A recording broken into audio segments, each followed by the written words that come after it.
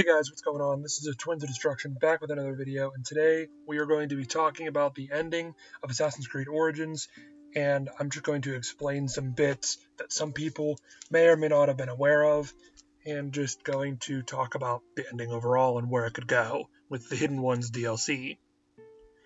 So what I would officially call the start of the ending would be the beach scene, whenever Bayek has to go and talk to Aya one last time before she leaves for Rome, and both of them agree that their love life cannot continue, or just their life together cannot continue, and they split up, and they talk about how their creed, which I'm assuming they're mentioning their Medjay creed, which was to protect any innocent or anyone in danger, no matter their status.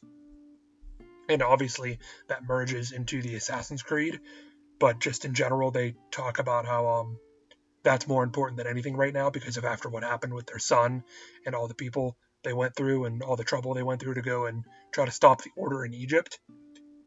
And then they start what is they call the Hidden Ones, and how they will use stealth and not be seen by their enemies and be just unknown to the world.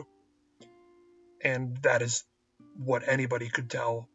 And then in the background they have the Assassin's Creed music playing, so it's like a badass moment of like this is the actual start of the order. It's like a homage to just the order in general, because this is the closest that it's ever gotten to. Maybe in the Hidden Ones DLC it'll actually span out more. I kind of hope, because on the cover there's Bayek. He has a more refined outfit with a more refined hood, along with two other assassins. But that's for another discussion video on the DLC. But as of now, Aya goes to Rome, and Bayek stays in Egypt and kind of holds the fort. So if like people were confused why Aya left, it's just because after all that's happened, they don't want the Order to get away with it, because they realized it's a lot bigger than in Egypt. It's also in Rome, because whenever Caesar fled, it's a lot bigger in Rome. And going into the game, I knew just from previous lore that Cleopatra was given power by the Order, or the Templars, as it was known then. So I was confused on how they would do that throughout the game. But it's almost like a situation in Assassin's Creed 1 where Caesar almost allowed you to quote-unquote fight the Order, but in reality he was backed by the Order, because whenever I'll put the name on screen, I can't remember it right now, but whenever you were fighting him and Caesar wouldn't let you kill him, he was backing him the entire time. So he was the one, because on the lore it said that the Order put Cleopatra in power, and that was like also Caesar. So that's exactly what they did. After Bayek and Aya helped take out Ptolemy's forces, Cleopatra was put in power, which went to the beach scene and forced Aya to go to Rome.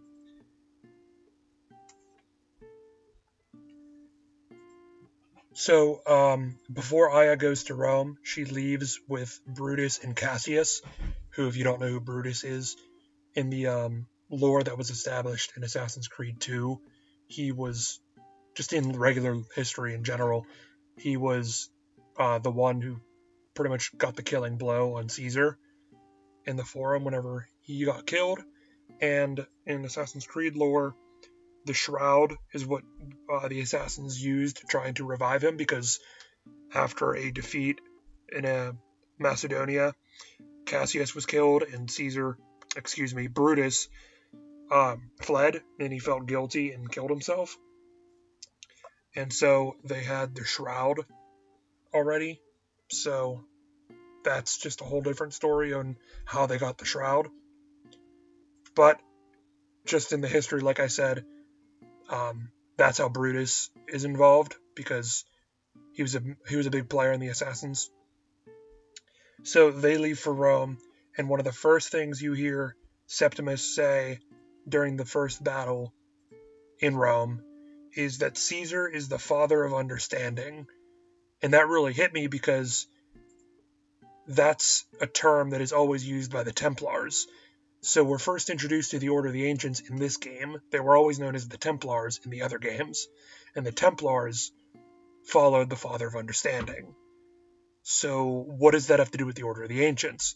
Well, from what we know, the Order of the Ancients, like they had said in the game, the Order of the Ancients is a lot bigger than in Egypt. So maybe, just maybe, the Order of the Ancients is what the Egyptian region had called the Templars.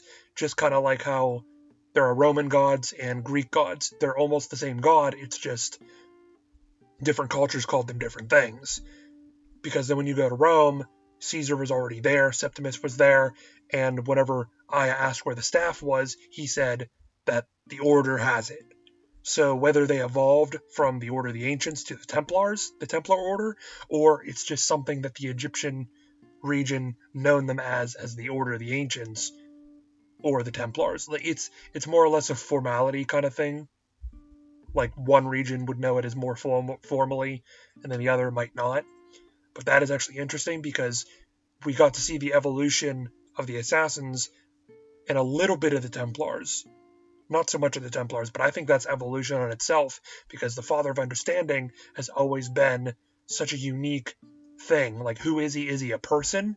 Well, clearly Septimus thinks that Caesar is the Father of Understanding, but is it like a being? Is it like a figurative thing? Is it like a title just for like the leader of the Templars? Or like who knows? Like, it's just the first time we heard it in recorded history because this is the earliest the Assassins have been formally introduced. So then it goes on, and Aya goes into the Forum and kills Caesar. And you're probably thinking, oh, it was 30-some people, Brutus and Cassius, that killed him. But Aya was wearing a cloak, so nobody probably knew her specifically. So that's a quote-unquote loophole that they can go around. And something I heard online was, why didn't Brutus use his dagger? He just had a regular dagger. Well, it's much like an ancient legend. Brutus didn't really use his dagger to kill Caesar. It was written that he used his dagger. It makes him seem more important that he used this special decorated dagger to kill a dictator, tyrant, overlord. But in reality, he just used a real dagger. That's just something that I saw online, and it kind of bothered me almost, because it's nitpicking beyond the extreme. And it was kind of just like, don't you know legends? Like, that's how they're told to make them seem more extravagant. But that's just beside the point, because the most important part, I think the most interesting part of the game, was when Aya disowned her former self and became Amunet. If you didn't know, Amunet was a part of the Egyptian Brotherhood established in the lore in Assassin's Creed 2 with all the tombs. There was the Mongolian assassin, there was Darius, who was also referenced in the game, the Persian assassin who killed Xerxes I. There was Amunet, there was there was a Wei Yu, who was a Chinese assassin. There were all these assassins, and they had tombs that, when you took the seal, they led to the armor of Altair inside of Montergione. Well, because Amunet was the one that killed Cleopatra, and they already had this lore already established like 8 years ago. So I was wondering, going in the game, how are they going to do that? Is Amunet going to be a part of the Order? Is she going to be, like, later on, is Bayek going to train her? Well, it turns out that Aya is Amunet. And I think that is a very, very cool way of introducing Amunet and not throwing out the previous lore. Because even at the end of the game, Aya goes up to Cleopatra and threatens her. And she says, I will kill you. Obviously not with a blade like she promised, more of an asp, which is a snake. But that's beside the point. But she actually gave the promise that I will kill you, or Cleopatra. I mean, she'll do it like more than a decade later, but still. So now, with the Hidden Ones established after Caesar's death, we are not right there at Cleopatra, but our theory, is that in the Hidden Ones DLC, We don't know how far in the future it will go, but our theory is that you will get to play as Cleopatra, or Amunet, killing Cleopatra, because that would finish up full circle on all the lore that we already are established and have established in the universe, rather than just leaving it open-ended and leaving it in like written form. We actually get to play it because we already got to play as Amunet in general, so why not finish her story? And the Hidden Ones, I doubt, will only be with Bayek, even though the main synopsis is that he goes to Thebes in Egypt, and it's the Red Sea, Thebes in the Red Sea. There's not really much known about what is going on, but from the end of the game, I can assume, and like I previously said about the cover art with the more formal assassin attire, I can assume there is an order uprising in Thebes, or just news of the order, so they go and take them out, and then it obviously, or hopefully, will introduce more of a bigger surprise, maybe some kind of another First Civilization temple, kind of like in the Dead Kings DLC for Assassin's Creed Unity. It introduced this huge temple in the Piece of Eden, and that would be really cool, because it's not that there wasn't enough Pieces of Eden in the game, but they kind of left them open-ended with Bayek leaving the apple in Alexandria. And hold that point, because I'm going to talk about Alexandria in a minute. The last thing I'm going to talk about is what I also heard online was that, like I said, in Assassin's Creed 2, you can go to Amunet's tomb to get the seal. Well, there's a sarcophagus in the tomb. How can a sarcophagus be in Egypt and in Italy? Because in present day, obviously, Layla Hassan goes and gets Amunet's DNA so she can play as her. Well, how can her tomb be in Egypt and Italy? Well, it's the simple fact that it isn't. It's only in Egypt. There's a sarcophagus that's empty in Italy. It's a monument. It doesn't have to have a body in it just to memorialize someone. She is a hero in the assassin's eyes. They built her a coffin, an empty coffin, just kind of like when you bury someone that doesn't have a body readily available. You just bury them. So there's my answer to that. And lastly, the last thing I'm going to talk about is in the Hidden Ones DLC, in modern day, William Miles and Layla Hassan will be going to Alexandria and getting Bayek's Apple of Eden that he had left in the assassin's base that may or may not have been moved, but as of right now, all we know is that it's in the assassin's base. I'm thinking that they are going to go there and they are going to get the apple, because at the end of the game, when you talk to William, he says that they have about an hour until they leave for a helicopter pickup to Alexandria. And obviously, if you played the game, Layla doesn't join the assassins, but she doesn't ignore them.